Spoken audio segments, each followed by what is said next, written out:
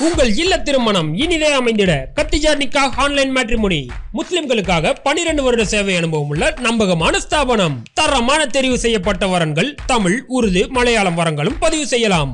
Online இணையம் மற்றும் வாட்ஸ்அப்பில் தொடர்பு கொண்டு பதிவு செய்யலாம். பதிவு முற்றிலும் இலவசம். ஆக்டிவேஷன் குறைந்த கட்டணம் மட்டுமே. மொபைல் மற்றும் வாட்ஸ்அப் நம்பர் 9566065113 www.katijanikah.com. அன்பார்ந்த ஓட்ஸ் ப்ரொடெக்ஷன் தோழர்களே, பலஸ்தீன் இஸ்ரேல் போர் ஆரம்பிச்சு கிட்டத்தட்ட 634 நாள் ஆச்சு. இந்த வேளையில் ஈரான் இன்னைக்கு எலான் மாஸ்கோடைய ஸ்டார்லிங்க் என்று சொல்லக்கூடிய இணைய சேவைக்கு தடை விதிச்சிருக்கு. மறுபக்கம் காசாவில் இருந்து இன்னைக்கு உலகம் முழுக்க ஒரு புகைப்படம் வைரலாக பரவிட்டு இருக்கு. அது மிகப்பெரிய அதிர்ச்சியை அளிச்சிட்டு இருக்கு. மற்றொரு பக்கம் வெஸ்ட் பேங்க்ல இருக்கக்கூடிய பலஸ்தீன் மக்கள் இன்னைக்கு தொடர்ந்து இஸ்ரேல் கைது செஞ்சுட்டு இருக்கு. இன்னொரு பக்கம் ஐநாவில் இன்னைக்கு ஒரு மிகப்பெரிய மிரட்டலை அமெரிக்கா ஈரானுக்கு விடுத்திருக்கு. அதற்கு ஈரான் தரமான சில செருப்படிகளையும் கொடுத்துருக்கு. ஸோ இந்த விஷயங்களை குறித்து சற்று விரிவாகவும் ஆழமாகவும் இந்த காணொலியில் பார்க்க போகிறோம். பார்ப்பதற்கு முன்னாடி நமது ஓட்ஸ் ப்ரொடக்ஷன் என்ற இந்த சேனலை மறக்காமல் சப்ஸ்கிரைபர் செய்து உங்களது உறவினர்களுக்கும் நண்பர்களுக்கும் இந்த செய்தியை பகிருங்க. மறக்காமல் கீழே இருக்கக்கூடிய பெல் ஐக்கானை கிளிக் பண்ணுங்கள். இதன் வழியாக நமது செய்திகள் உடனுக்குடன் உங்களை வந்தடையும். வாங்க செய்திகளுக்குள்ளே போவோம். அன்பார்ந்த நண்பர்களே, பலஸ்தீன் இஸ்ரேல் போர் ஆரம்பித்து 20 மாதங்கள் ஆயிடுச்சு. இந்த வேளையில் ஈரானுக்கும் இஸ்ரேலுக்கும் மத்தியில் கடுமையான யுத்தம் என்பது சில வாரங்களுக்கு முன்னாடி நடந்துச்சு. ஸோ இந்த யுத்தம் முடிந்த பின்னாடியே இன்னைக்கு அந்த யுத்தத்தில் என்னென்ன வகையான இழப்புகளை ஈரானும் இஸ்ரேலும் சந்திச்சிருக்கு அப்படிங்கிற புள்ளி விவரங்கள் தான் அனுதினமும் வெளியாகிட்டு இருக்கு. ஸோ அந்த வேளையில் இன்னைக்கு ஈரானுக்கு ஒரு பெரிய அழிவு ஏற்பட்டிருக்கு ஹைஃபாலையும் அஸ்கலான்லையும். ஸோ ஹைஃபா அஸ்கலான் பொறுத்த வரைக்கும் இங்கே தொழில் நகரங்களாக இருக்குது. ஸோ இந்த தொழில் பேட்டையில் பல்வேறு தொழில் கட்டுமானங்கள் அழிஞ்சிருக்கு. அதில் எண்ணெய் சுத்திகரிப்பு ஆலை ஹைஃபாலையும் அஸ்கலான்லையும் இருந்து எண்ணெய் சுத்திகரிப்பு ஆலை அழிந்ததில் கிட்டத்தட்ட இவங்களுக்கு $360 மில்லியன் இழப்பு ஏற்பட்டிருக்கு. ஸோ இதற்கான காப்பீட்டை இன்னைக்கு அப்ளை பண்ணியிருக்காங்க அப்படிங்கிற செயலும், அடுத்து இந்த செயல்பாடுகள் எல்லாமே சரியான முறையில் இயங்கக்கூடிய வாய்ப்பு என்பது அக்டோபரில் தான் இருக்குது. அதனால் அக்டோபரை நோக்கி நாங்கள் என்ன பண்ணிகிட்ருக்கோம், நகர்ந்துட்டு இருக்கோம் அப்படின்னு சொல்லக்கூடிய ஒரு விஷயத்தையும் முன்வைத்து, மேலும் கூடுதலாக இந்த ஈரான் ஏவிய மிசைல் ராக்கெட்டுகளில் இந்த ஹைஃபா அஸ்கலான் அழியும் போது அங்கிருந்த முக்கியமான 3 ஊழியர்கள், கிட்டத்தட்ட அது ஒரு உயர்மட்ட ஊழியர்கள், அவர்களும் இறந்திருக்காங்க அப்படிங்கிற செய்திகளை இன்னைக்கு இஸ்ரேல் வெளியிட்டு. ஸோ இன்னும் கூடுதலாக இந்த தாக்குதலில் இஸ்ரேலுடைய துருப்புக்கள் கிட்டத்தட்ட 100-200 நபர்கள் இறந்திருக்கக்கூடிய வாய்ப்புகள் இருக்குது. ஆனால் இஸ்ரேலுடைய ஊடகங்கள் இன்னைக்கு இதை மறைச்சிட்டு இருக்கு. ஏன்னா அடிப்படையிலேயே இஸ்ரேல் ஏற்பட்ட எந்த அழிவுமே இஸ்ரேலுடைய ஊடகங்கள் வெளிப்படுத்தக்கூடாது அப்படிங்கிற தடையை உடனடியாக அந்த போருடைய காலங்களிலேயே நெத்தனியாக கூப்பிட்டு அமைச்சரவையில் பேசிட்டார். அதுவும் எங்கள் நிலத்துக்கடியில் கூடப்பட்ட அந்த ரகசிய கூட்டங்களில் எந்த புகைப்படமோ வீடியோவோ இஸ்ரேலுடைய ஊடகங்கள் வழியாக ஹெரேட்ஸ், இன்னும் ஹிப்ரோ நியூஸ், இது போன்ற சேனல் 14 இது வழியாக வெளியே போயிடக்கூடாது அப்படிங்கிற ஒரு எச்சரிக்கையை கொடுத்தாரு.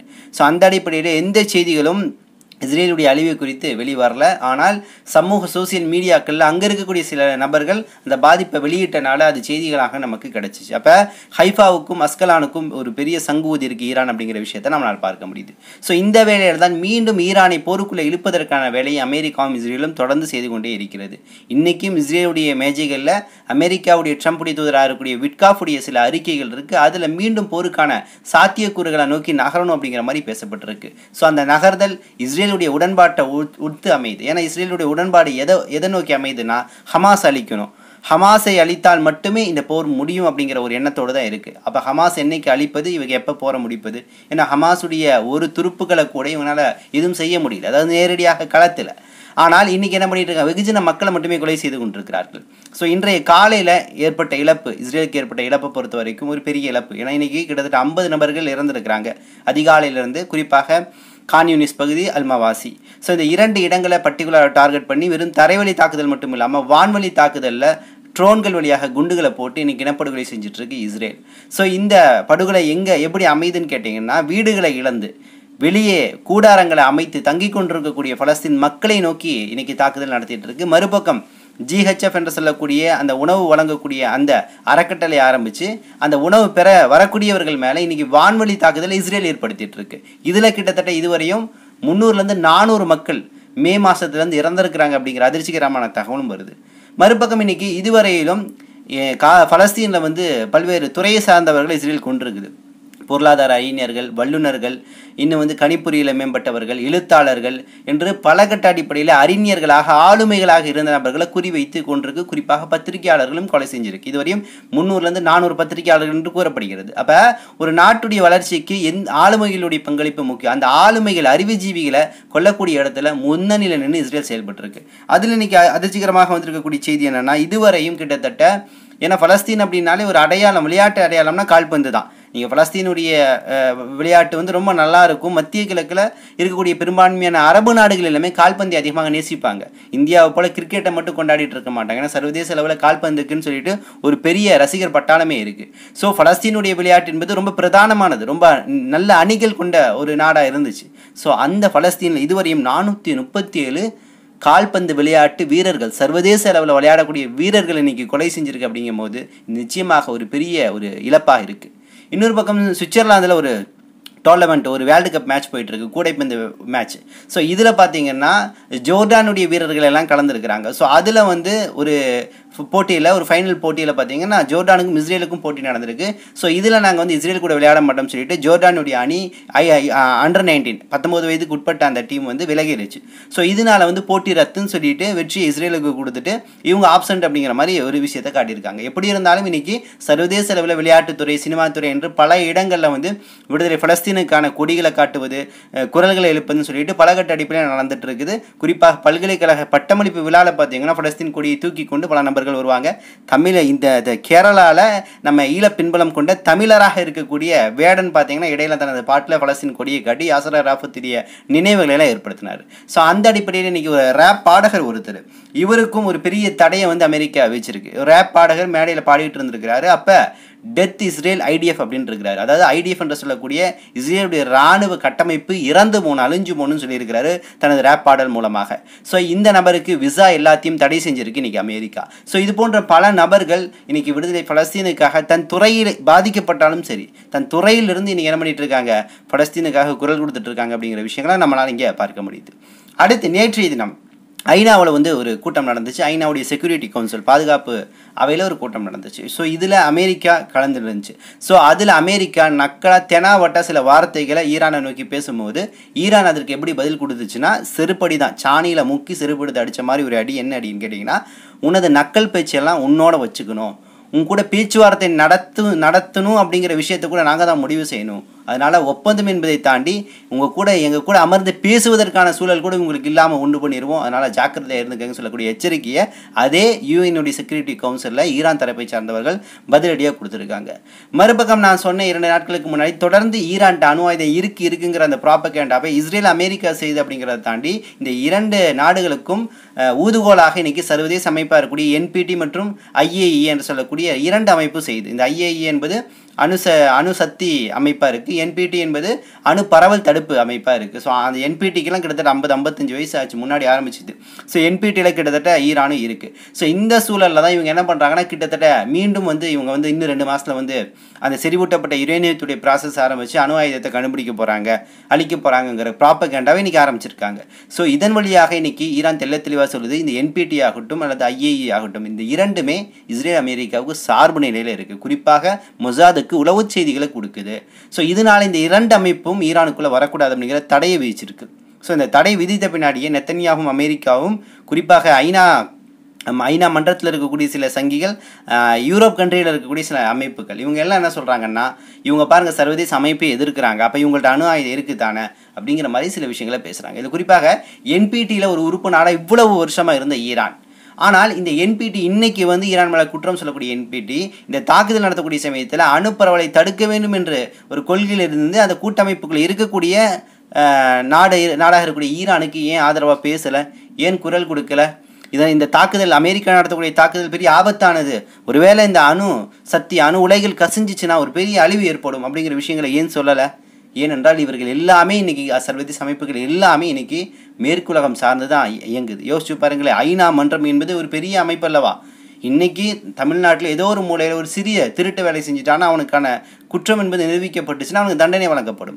ஆனால் ஒரு நாடு ஒரு பெரிய இனப்படுகொலை செஞ்சுட்டு இருக்குது. ஸோ இன்றைய தேதியில் கிடைத்த செய்தி என்னன்னா, 1 லட்சத்தை தாண்டி கொண்டிருக்கிறது காசாவுடைய இறப்பு விகிதம் என்பது. ஸோ இவ்வளவு ஒரு இனப்படுகொலை நடந்திருக்கு. சர்வதேச அமைப்பு இந்த 2 ஆண்டுகளில் என்ன பண்ண முடிஞ்சுச்சு? ஐசிசி என்று சொல்லக்கூடிய உலகத்திற்கே நீதிமன்றமாக இருக்கக்கூடிய அந்த நீதிமன்றம் நெத்தன்யாவுக்கு பிடிவாரண்ட் கொடுக்குது. ஆனால் நெத்தன்யாகு இதுவரையும் கைது செய்யப்படலை. ஏன் அந்த நாட்டுக்குள் சென்று கைது செய்ய முடியாதா? அப்படிப்பட்ட ஒரு சூழல் தான் இன்றைக்கி சர்வதேச ஒரு ஒழுங்கில்லாத ஒரு சூழல் இருக்குது. அதனால தான் புதிய உலக ஒழுங்கு ஏன் பேசுகிறோன்னு கேட்டிங்கன்னா, ஒழுங்கு என்பது இங்கே சரியாக இல்லை. எந்த நாடுகளும் சரியான முறையில் இயங்குவது கிடையாது. அதாவது ஆதிக்க நாடுகள் எல்லாமே சர்வதேச அமைப்புகளே டாமினேட் பண்ணுது அப்படிங்கிறதா நமது குற்றச்சாட்டாக காணப்பட்டு கொண்டிருக்கிறது. ஸோ இந்த வேலையில் இன்றைக்கி காசாவிலேருந்து ஒரு புகைப்படம் வெளியாச்சு, நீங்கள் பார்த்துருப்பீங்க. உண்மையாக நெஞ்சை உழுக்கக்கூடிய புகைப்படம். ஆல்ரெடி பல புகைப்படங்கள் வந்திருக்கு. ஆனால் இந்த புகைப்படம் இன்றைக்கி வைரல் ஆகிட்டு இருக்கு. என்னன்னா, ப்ளூ கலர் ஒரு ஊதா கலரில் ஒரு பேக், ஸ்கூல் பேக் போட்டிருக்கிற சிறுவன் இறந்து 2 வருடங்களுக்கு மேலே இருக்கும் இந்த போருடைய ஆரம்பத்தில். ஸோ இன்றைக்கி நான் சொன்ன மாதிரி இந்த 1 லட்சம் இறப்பு விகிதம் எப்படி நெருங்குதுன்னா, இன்றைக்கி காசாவுடைய சுகாதாரத்துறை அமைச்சகம் அறிவித்தது 60,000 70,000 அல்ல குழந்தைகள் 30,000 சொல்லியிருக்கு. ஆனால் 1 லட்சம் எப்படி சொல்கிறேன்னு கேட்டிங்கன்னா, இடிந்த கட்டிடங்களுக்குள்ள பல மாதங்கள் இந்த 2 வருடங்களாக அழுகி போய் மக்கி போய் மண்ணோடு மண்ணாக ஆன பல்வேறு ஜனாசாக்கள் இன்றைக்கும் பூமிக்குள்ளே இருக்குது. கட்டிடங்கள் அகற்றி பார்க்கக்கூடிய சமயத்தில் எலும்பு கூடுகள் இருக்குது. ஒரு நபர் தனது உறவினரை தேடி அந்த எலும்பு கூடுகளை மட்டுமே சேகரித்து ஜனாசாவாக புதைத்து அவருக்காக துவா செய்கிறான். யோசிச்சு பாருங்கள் எந்த நிலைமை என்று. இப்படி மண்ணில் புதைந்து, கட்டிடங்கள் செறிஞ்சாலே மனுஷன் மண்ணுக்குள்ளே புகுஞ்சிருவான்ல, புதைந்த அந்த உடல்களை இன்றைக்கி தேடக்கூடிய சமயத்தில் படிவங்களாக இன்றைக்கி இருக்குது. அதை எடுத்து பார்க்கக்கூடிய சமயத்தில் அது இருக்கக்கூடிய அந்த பேக், அந்த சிறுவன் அணிந்த அந்த பேக் இருக்குது, அந்த எலும்பு கூடுகளோடு இருக்குது. இது போன்ற பல உடல்கள் மண்ணுக்குள்ளே மக்கி இருக்குது. ஸோ இந்த காட்சிகளை பார்க்கும்போது ஒரு பெரிய துயரம். அந்த குழந்தை தாக்கக்கூடிய சமயத்தில் எந்த வலிவேதனையோடு இறந்திருக்கும், அதோடைய இறுதி கத்தங்கள், இறுதி எண்ணங்கள் எப்படி இருந்திருக்கும் அப்படிங்கிற பல யோசனைகள் நமக்குள்ளே இன்றைக்கி எழுந்துட்டு இருக்கு. இன்னொரு பக்கம் இன்றைக்கி வெஸ்ட் பேங்கில் தொடர்ந்து இந்த 2 ஆண்டுகளில் ஆயிரக்கணக்கான பலஸ்தீன் மக்கள் கைது செய்யப்பட்டிருக்கிறார்கள். கைது செய்யப்பட்டு இஸ்ரேலுடைய சிறையில் இன்னைக்கு வரையும் சித்திரவதைக்குள்ளாக்கப்படுகிறார்கள். பல நபர்கள் அடித்தே கொலை செய்யப்படுகிறார்கள். ஸோ இந்த வேளையில் தான் இந்த வெஸ்ட் பேங்கில் இன்றைக்கி கிட்டத்தட்ட 561 நபர்கள் இந்த 2-3 மாதங்களில் கைது செய்யப்பட்டிருக்காங்க. எதுக்குன்னு கேட்டிங்கன்னா, இந்த வெஸ்ட் பேங்குக்கும் இஸ்ரேலுக்கும் பக்கம் தான். ஸோ வெஸ்ட் பேங்கில் இருக்கக்கூடிய பல்வேறு பகுதிகள் இஸ்ரேல் ஆக்கிரமிப்பு செஞ்சு வச்சுருக்கு. ஸோ அந்த ஏரியாவுக்கு, அதாவது இஸ்ரேல் கண்ட்ரோலில் இருக்கக்கூடிய வெஸ்ட் பேங்கில் இருக்கக்கூடிய எல்லைகளுக்கு போய் வேலை செய்யணும்னா சுங்கச்சாவடியில் நாள் கணக்கு காத்திருக்கணும். கிட்டத்தட்ட காலையில் 3 மணிக்கு தஹஜத்துக்கெல்லாம் எழுந்திரிச்சிங்கன்னா நீங்கள் உள்ளே அலோவ் பண்ணுறதுக்கு 9-10 ஆகும். அது ஒரு நீண்ட நெடிய வரிசை. அந்த வரிசையில் நின்று தான் 1948 இதுவரையும் அந்த சுங்கச்சாவடிகளே, அந்த செக் போஸ்ட்டுகளை தாண்டி தான் என்ன பண்ணும் அந்த மக்கள் வேலைக்கு போகக்கூடிய சூழல் இருக்குது. அப்படி உள்ளே போயிட்டாங்கன்னா ரிட்டர்ன் வந்துட்டு மறுபடியும் போகிறது என்பது சிரமம். அதனாலே என்ன பண்ணுவாங்கன்னா, இரவோடு இரவாக அங்கே இருக்கக்கூடிய மரங்களுக்கு கீழே அல்லது அங்கே இருக்கக்கூடிய கிடங்குகள், குடோனுக்கு உள்ள அப்படி கிடைக்கக்கூடிய இடங்கள் என்ன பண்ணிடுவாங்க, படுத்து உறங்கி கொண்டு காலையில் எந்திரிச்சு வேலைக்கு போவாங்க. எவ்வளோ பெரிய கொடுமையான சூழல். ஸோ இப்படி சில மாதங்களாக வேலையே இல்லாத சூழலில் இருக்கிறனால அந்த வெஸ்ட் பேங்கில் இருக்கக்கூடிய ஏரியாவுக்கு உள்ளே போகிறனால கிட்டத்தட்ட இதுவரையும் 561 நபர்கள் இப்படி வேலைக்கு போன காரணத்திற்காக கைது செய்யப்பட்டிருக்கிறார்கள். 61 நபர்கள் வேலை கொடுத்தனால கைது செய்யப்பட்டிருக்கிறார்கள். இவங்கெல்லாம் நான் சொன்ன மாதிரி குறைந்த சம்பளத்திற்கு உள்ளே போய் வேலை பார்க்கணும், பார்த்தா தான் நம்ம வாழ்க்கையை ஓட்ட முடியும்னு சொல்லிட்டு முயற்சி செய்த நபர்கள் தான் இன்னைக்கு கைது செய்யப்பட்டிருக்கிறார்கள். அடுத்து இஸ்ரேல் ஈரான் மேலே தாக்குதல் நடத்துச்சுல, அந்த சமயத்தில் ஈரானில் இருக்கக்கூடிய ஒரு முக்கியமான இடம் என்பது ஒரு பெரிய அழிவை சந்திச்சிருக்கு. ஸோ அந்த தகவல் இன்னைக்கு வந்திருக்கு. ஈரானில் இருக்கக்கூடிய எபின் என்று சொல்லக்கூடிய ஒரு சிறைச்சாலை, இது மேலே தாக்குதல் நடத்துனதில் கிட்டத்தட்ட 71 நபர்கள் இறந்திருக்கிறாங்க அப்படிங்கிற செய்தி வருது. இந்த 71 நபர்கள் எப்படி இறந்திருக்காங்கன்னா, அந்த ஏர்ஸ்ட்ரைக் நடந்த பின்னாடி அந்த ராக்கெட் மேலே விழுகுது, விழுந்த பின்னாடி நெருப்பிலே கிட்டத்தட்ட எரிஞ்சிருக்கிறாங்க அப்படிங்கிற மாதிரி செய்திகள் வருது. ஸோ இதில் என்னென்ன நபர்கள் இறந்திருக்காங்கன்னா, அந்த சிறையில் இருக்கக்கூடிய கைதிகள் இறந்திருக்கிறாங்க, அதே போல் ஊழியர்கள், பார்க்க வந்த குடும்பத்தார்கள், சட்ட உறுப்பினர்கள், உதவியாளர்கள், அண்டை வீடு அந்த ஜெயிலை சுற்றி இருந்த குடியிருப்பில் இருக்கக்கூடியவர்கள், இத்தனை நபர்கள் இறந்திருக்கிறாங்க. ஆனால் இதில் என்ன விஷயம்னா, இந்த குடும்பத்தார்கள் இந்த கைதிகளை பார்ப்பாங்கல்ல, இந்த பார்க்கக்கூடிய தருணத்தை மையமாக வைத்து தான் இந்த தாக்குதல் நடந்திருக்கு அப்படிங்கிறதான் இறுதிக்கட்ட விசாரணை மற்றும் புள்ளி விவரங்கள்ல கிடைக்குது. அப்போ ஒரு சிறைச்சாலை ஒட்டுமொத்தமாக அழிக்கப்பட்டிருக்கு ஈரானில் அப்படிங்கிற தகவல்கள் இன்னைக்கு கொஞ்சம் கொஞ்சமாக டேட்டாக்களாக இன்னைக்கு வந்து கொண்டிருக்கிறது அப்படிங்கிற விஷயத்தை நம்மளால் இங்கே பார்க்க முடியும். இதே போல ஈரானுக்கும் இஸ்ரேலுக்கும் நடந்த போருக்கு சில நாட்களுக்கு முன்னாடி ஒரு தகவல் மொசாது வழியாக ஈரானில் இருக்கக்கூடிய ஒரு நபருக்கு போகுது. அவர் பேர் அலி. இவர் சுப்ரீம் தலைவருடைய ஆலோசகராக இருக்கிறாரு. அவருக்கு என்ன தகவல் வருதுன்னா, உங்கள் மேலே தாக்குதல் நடத்த போகிறாங்க இன்னும் 12 மணி நேரத்தில், அதாவது முந்தைய நாள் நடத்த போகிறாங்க. ஸோ நீங்கள் சேஃப்டியான இடத்துக்கு போயிருங்கன்னு சொல்லக்கூடிய அறிவிப்பு வந்திருக்கு. ஆனால் உண்மை என்ன, கள நிலவரம் என்னாச்சுன்னா, அந்த தாக்குதல் நடத்தக்கூடிய சமயத்தில் களத்தில் அந்த நாட்டை விட்டு ஓடாமல் தைரியத்தோடு ஃப்ரண்ட்லைனில் நின்று எதிர் தாக்குதல் நடத்துவதற்கான ஆலோசனையை தொடர்ந்து ஆயத்துல்லா கொமேனி சுப்ரீம் தலைவருக்கு கொடுத்து ஈரானுடைய ஐஆர்ஜிசியை வழிநடத்தி சென்றிருக்கிறார் இந்த அலி என்று சொல்லக்கூடிய இந்த சகோதரர். அப்போ நெஞ்சுரத்திற்கு பெயர் போனவர்கள் தான் ஈரானிய மக்களாகவும் தலைவர்களாகவும் காணப்படுறாங்க அப்படிங்கிற விஷயங்கள் நம்மளால் இங்கே பார்க்க முடியுது. அடுத்து இன்னைக்கு எலான் மஸ்க் உருவாக்கிய ஸ்டார்லிங்க் என்று சொல்லக்கூடிய சொல்லக்கூடிய இணைய சேவை என்பது பல்வேறு நாடுகள் பயன்படுத்திட்டு இருக்கு. இடையில இந்த போருடைய ஆரம்பத்தில் கூட காசாவுக்கு அதிகமாக இந்த ஸ்டார்லிங்கை வந்து பயன்படுத்த கொடுத்துச்சு எலான் மாஸ்க் அப்படிங்கிற தகவல்கள் வந்துச்சு. பின்னாடி அது நிறுத்தப்பட்டது அப்படிங்கிற விஷயங்களை பார்த்தோம். ஸோ இந்த சூழலில் இந்த ஸ்டார்லிங்கை பயன்படுத்தி ஈரானில் பல மக்கள் இணைய சேவையை ஏற்படுத்திட்டு இருக்காங்க. பொதுவாக இது செயற்கைக்கோள் வழியாக கிடைக்கக்கூடிய இணைய சேவை. இணைய சேவை பல வழிகளில் கொடுக்கப்படுகிறது. கடலில் பார்த்தீங்கன்னா ஃபைபர் கேபிள் வழியாக கூட இணைய சேவைகள் கொடுக்கப்படுது. பல கட்டங்களில் இந்த ஃபைபர் கேபிள் துண்டிக்கப்படுது. ஸோ ஸ்டார்லிங்க் என்பது வானில் இருக்கக்கூடிய விண்வெளியில் இருக்கக்கூடிய செயற்கைக்கோள் வழியாக கொடுக்கப்படுகிறது. ஸோ இந்த ஸ்டார்லிங்க் இணைய சேவை ஒரு பெரிய வேலை பார்த்துருக்கு. என்னன்னா, ஈரானுக்கும் இஸ்ரேலுக்கும் போர் நடந்துச்சு. அதில் மொசாதுக்கான தகவல்கள் வந்து ஈரான்லேருந்து வெளியாச்சு. மொசாதுடைய பல்வேறு ஏஜென்ட்டுகள் ஸ்லீப்பர் செல்கள்லாம் ஈரானில் இருந்தாங்க. 700க்கும் மேற்பட்டவர்கள் கைது செய்யப்பட்டார்கள். 19 இந்தியர்கள் கைது செய்யப்பட்டார்கள். அவர்களில் சில நபர்கள் தூக்கிலிடப்பட்டார்கள் அப்படிங்கிற செய்திகள்லாம் நம்ம முன்னாடி பார்த்தோம். ஸோ இப்படி இந்த உளவு செய்திகளை மொசாதுக்கு எளிமையான முறையில் இஸ்ரேலுக்கு கடத்துவதற்கு இந்த ஸ்டார்லிங்க் என்று சொல்லக்கூடிய இணைய சேவையை வந்து பயன்படுத்தியிருக்காங்க அப்படிங்கிற தரவு வந்து ஈரானுக்கு கிடைச்சிருக்கு. ஸோ அதனால இன்னைக்கு வந்து ஈரான் வந்து தன் நாட்டுக்குள்ள ஸ்டார்லிங்கை பயன்படுத்தக்கூடாதுன்னு தடை வச்சிருக்கு. மீறி பயன்படுத்தினாங்கன்னா 2 ஆண்டுகள் சிறை தண்டனை விதிக்கப்படும் அப்படின்னு சொல்லக்கூடிய ஒரு அதிரடியான அறிவிப்பை வெளியிட்டிருக்கு. இறுதியாக இன்னைக்கு சீனாவுடைய ஒரு பிரம்மாண்டமான கண்டுபிடிப்பு. நான் முன்னாடி சொன்னேன், சீனா வந்து ஒரு ட்ரோனை கண்டுபிடிச்சிருந்துச்சு. அது கொசு அளவு ரொம்ப சின்னது. ஸோ இந்த ட்ரோன் உளவு வேலைக்கெல்லாம் பயன்படுத்தும் வருங்காலத்தில்னு சொல்லியிருந்தேன். ஸோ கொசுவை போலவே அது வடிவமைப்பு இருந்துச்சு. ஸோ இன்னைக்கு என்ன விஷயம் கண்டுபிடிச்சிருன்னு கேட்டிங்கன்னா, 5 கிலோமீட்டருக்கு அப்பால் இருக்கக்கூடிய ஒரு மருத்துவமனையில் இங்கிருந்து கூட சீனாவில் இருந்து கூட சிகிச்சை அளிப்பதற்கான சாத்தியக்கூறு உருவாக்கியிருக்கு. செயற்கைக்கோள் வழியாக இந்த ப்ராசஸ் எல்லாமே நடத்தி காட்டியிருக்குது. அந்த நடத்தி காட்டினதில் வெற்றியும் அடைஞ்சிருக்கு. என்ன விஷயம்னு கேட்டால், கல்லீரலுடைய அறுவை சிகிச்சை. ஸோ இந்த கல்லீரல் அறுவை சிகிச்சையை சீனாவில் இருந்து கொண்டு செயற்கைக்கோள் உதவியோடு பயன்படுத்தி அது வழியாக அங்கே இருக்கக்கூடிய மருத்துவமனையில் இருக்கக்கூடிய எக்யூப்மெண்ட்ஸை கையாளக்கூடிய அந்த விஷயத்தை பயன்படுத்தி கல்லீரல் அறுவை சிகிச்சையை வெற்றிகரமாக முடிச்சிருக்கு. இது 5000 கிலோமீட்டர் தாண்டி நடந்திருக்கு. அப்போ சீனாவை பொறுத்தவரை புது புது இன்னோவேஷன், புத்தாக்கம் என்ற அடிப்படையில் பல விஷயங்களை புதுமையாக இன்னைக்கு கொண்டு வந்துருக்குது. ஸோ அதில் மக்களுக்கு பயனுள்ளதும் இருக்குது, இராணுவத்துக்கு பயனுள்ளதும் மற்றும் ஒரு நாட்டுடைய பாதுகாப்புக்கு பயனளிக்கக்கூடிய பல்வேறு சாதனங்களையும் இன்னைக்கு சீனா கண்டுபிடிச்சிட்டு இருக்கு அப்படிங்கிற விஷயங்களை பார்க்க முடியுது. ஸோ இன்னும் சில தகவல்களை திரட்டி கொண்டு இன்ஷா அல்லாஹ் விரைவில் வந்து உங்களை சந்திக்கின்றேன். நன்றி. அஸ்ஸலாமு அலைக்கும் வரஹ்மத்துல்லாஹி வபரகாத்துஹு.